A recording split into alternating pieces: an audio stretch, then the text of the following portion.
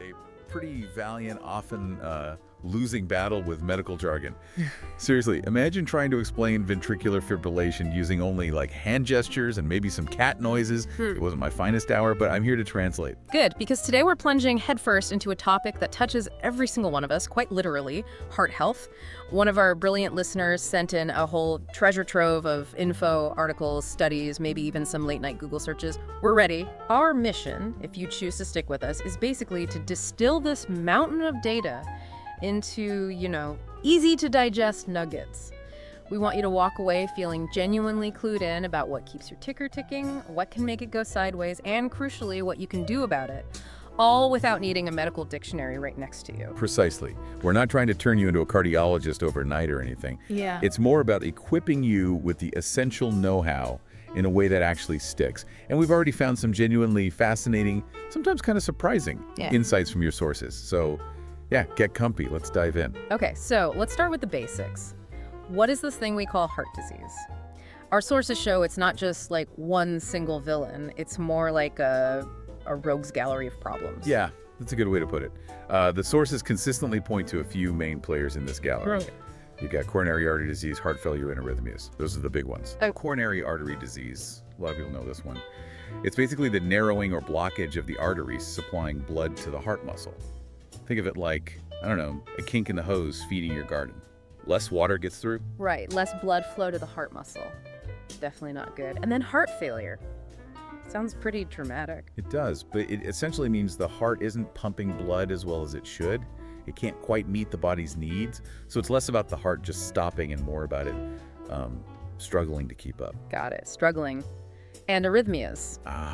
Those are disruptions of the heart's rhythm. It's electrical. So instead of that steady beat, beat, beat, you might get something too fast or too slow or just irregular, like a drummer who's maybe had a bit too much caffeine. Okay, a wonky drummer. I get that. Now, one source used a great analogy here, thinking of the heart and blood vessels as like a busy highway system. So what happens when things start to go wrong on these roads? Well, that leads us straight into the cholesterol story.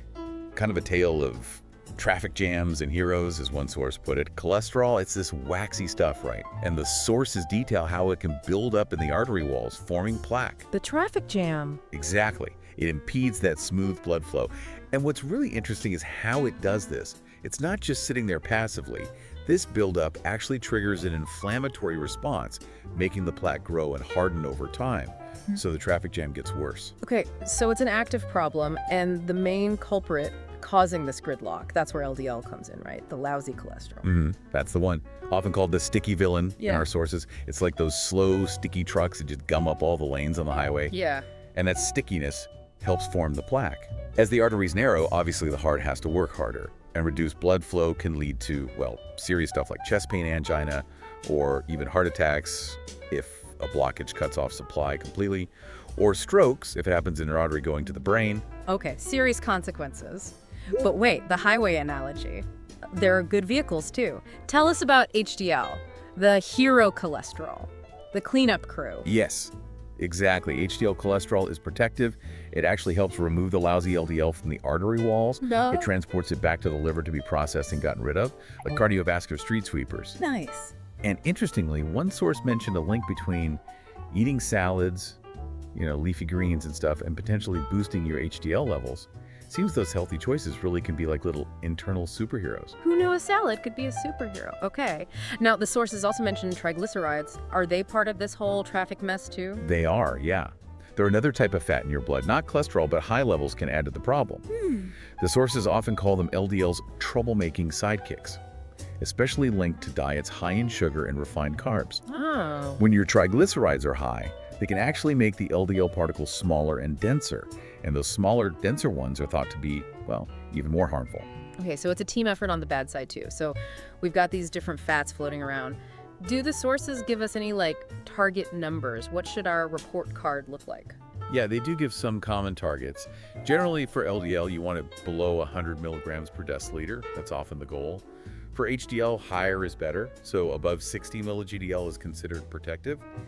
And triglycerides, keep them below 150 milli-GDL usually. Below 100, above 60, below 150. Got it. And that report card comes from a blood test, right? A lipid panel. That's the one, gives you the snapshot of your blood fat levels. Okay, so we've got a clearer picture of heart disease itself and the cholesterol players. Now, who are the usual suspects? What increases our risk? Let's round up that risk factors rogues gallery. Right. The sources are pretty consistent here. High blood pressure is a major one. It puts extra strain on your artery walls, can damage them, speed of that plaque buildup. Makes sense. Smoking is another huge culprit. Directly damages blood vessels, makes clots more likely. And then there's diabetes. High blood sugar levels over time can really damage the lining of blood vessels. And diet, of course, that keeps coming up. A poor diet seems like a key risk factor. Oh, absolutely. And while, yes, genetics can play a role, some people are just more predisposed. The overwhelming message from the sources is just how much impact our daily lifestyle choices have. Huge impact. Things like not being active enough or obesity, they're right there in the gallery too. Okay, so we can't change our family history, but it sounds like we have a lot more control than maybe we think sometimes. That's good. So let's flip it. Let's talk about our allies, the dietary allies. What foods help us build a rockstar heart, according to these sources? Okay, dietary allies. Several key things stand out. We already mentioned HDL-boosting foods like maybe salads. Beyond that, fish, especially the fatty kind like salmon, mackerel rich in omega-3s, they get praised constantly for helping with what one source called artery flexibility. Kind of nice phrasing. Artery flexibility, I like that. Yeah. Those omega-3s help reduce inflammation, make blood less sticky, less likely to clot. And the Mediterranean diet comes up a lot. You know, lots of olive oil, nuts, fish, fruits, veggies. It's presented as this sort of gold standard natural way to support heart health. The Mediterranean diet always sounds so appealing, like a vacation for your insides. What about the stuff we should maybe avoid? What do the sources warn us about? Yeah, the message there is pretty clear. Cut down on the processed junk, and especially get rid of trans fats. Those are really bad news. Where do you even find those anymore? Well, often in commercially baked goods, some fried foods, they can sneak in. They raise your bad LDL and lower your good HDL. So it's a double whammy for your arteries. The sources suggest swapping them for things like avocados, great monounsaturated fats, or nuts, which have healthy fats and fiber. Good swaps. Avocados and nuts instead of, I don't know, crushable pastries. Got it.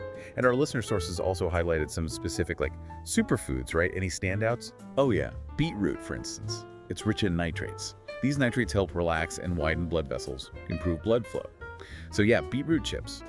Actually a healthier swap. Oh, okay. Then there's turmeric. Contains curcumin. Really potent anti-inflammatory. And since inflammation is key in plaque development, that's a great ally.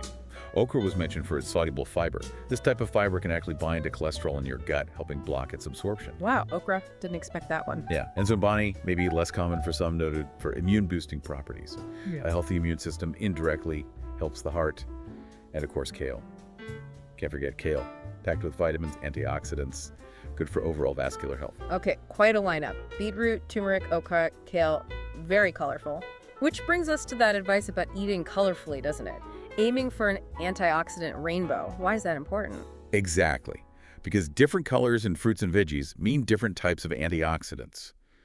And these compounds help fight off harmful free radicals, those things that cause inflammation and damage blood vessels. So getting that rainbow, think purple cabbage, orange carrots, green spinach, gives you this broad spectrum of protection for your heart. Eat the rainbow, protect your heart. Makes sense. Okay, so we have the diet intel. Now let's make it practical. What are the top 5 things we can do for that rock star heart based on these sources? Right, actionable steps. The sources boil it down to 5 key tips. First, move daily. Aim for at least 30 minutes, moderate intensity. Could be a brisk walk, could be dancing, could be, aggressive vacuuming counts. Just be consistent. Aggressive vacuuming, I love it. Okay, number 1, move. What's 2? 2, eat colorfully. Get that antioxidant rainbow we just talked about. Fruits, veggies, every meal if you can. 3, ditch the processed junk. Especially watch out for those hidden trans fats. Make those smart swaps avocado, nuts when you need something satisfying. Good advice. Process junk out, colors in. What are the last 2? 4th, stress less. Easier said than done, I know. But chronic stress really does impact heart health negatively. Find healthy coping ways. Yoga, deep breathing, nature time. Or, as one source amusingly suggested, a good pillow scream. Whatever works. Pillow scream therapy? Maybe. Okay. And number 5. And finally, number 5, sleep. Aim for 7 to 8 hours of quality sleep each night. Sleep is when your body does its repair work, and that includes your heart and blood vessels. Super important. Move, eat colorfully, ditch junk, stress less, sleep well. Okay, 5 solid, actionable things. Now, what if heart disease does develop? The sources talked about a 3-legged stool approach for managing it. What are those legs? Yeah, the 3-legged stool is a helpful way to think about managing existing heart disease. The first leg is the natural approach. This is all about lifestyle, diet, and exercise mainly. So, consistently following that heart-healthy diet, like the Mediterranean one we discussed, lots of good fats, fiber, antioxidants. And for exercise, it's often about getting that 150 minutes a week of moderate activity, like brisk walking or cycling, or just that 30 minutes daily movement. And of course, managing stress and getting enough sleep are still vital parts of this natural leg. Okay, lifestyle is leg 1. Foundational. What's leg 2? Leg 2 is medication. Using prescribed drugs to manage specific things, like high cholesterol or high blood pressure. Statins, for example, are really good at lowering LDL, some sources say by up to 50%. They reduce cholesterol production in the liver. Then you have things like beta blockers to slow heart rate, lower blood pressure, or ACE inhibitors to relax blood vessels, also lowering pressure. Important tools. Definitely. But it's absolutely critical, and all sources stress this medication decisions must be made with your doctor. Of course. Doctor's guidance is key there. Okay, and the 3rd leg of the stool. The 3rd leg is procedures. Medical interventions for more serious blockages or structural problems. Things like angioplasty, where they use a balloon to open a narrowed artery, often putting in a stent to keep it open, like scaffolding for your artery. Or bypass surgery, which basically creates new routes for blood to flow around bad blockages. One source called them essential plumbing fixes for your heart system. Plumbing fixes. Good analogy. Yeah, but, and this is really important, procedures aren't a free pass. They don't replace healthy habits. They're a crucial fix. But long-term success really depends on sticking with those healthy lifestyle choices too. That is such a key point. The plumbing fix needs good maintenance afterwards. You can't just go back to the old ways. Well, as we wrap up this deep dive on heart health, let's quickly hit those key takeaways again. We've seen heart disease isn't just one thing, it's complex. That cholesterol story, the LDL versus HDL, is crucial. And yeah, genetics play a part, but wow, our lifestyle choices, incredibly powerful. We've looked at food allies, those 5 rockstar tips, and that 3-legged stool for managing things if needed. Hopefully you're feeling more informed now, maybe more empowered to look after your ticker. Absolutely. And maybe here's a final thought to leave you with. Think about the power of small, consistent changes. Instead of this huge overhaul, maybe just pick 1 or 2 small things you could actually stick with daily. Could be adding 1 more veggie serving, walking 5 minutes longer, maybe setting a wind down alarm before bed. These little things, done consistently, they really can add up to big positive changes for your heart over time. That's great advice. Small steps, big impact. Love it. Well, thank you so much for sharing your sources and letting us dive into this really vital topic with you. It's always a privilege. Indeed it is. And we're already getting curious. What subject should we unpack next? What other areas are you eager for us to explore together? Until our next deep dive, keep those hearts happy, keep them healthy, and keep them beaten strong.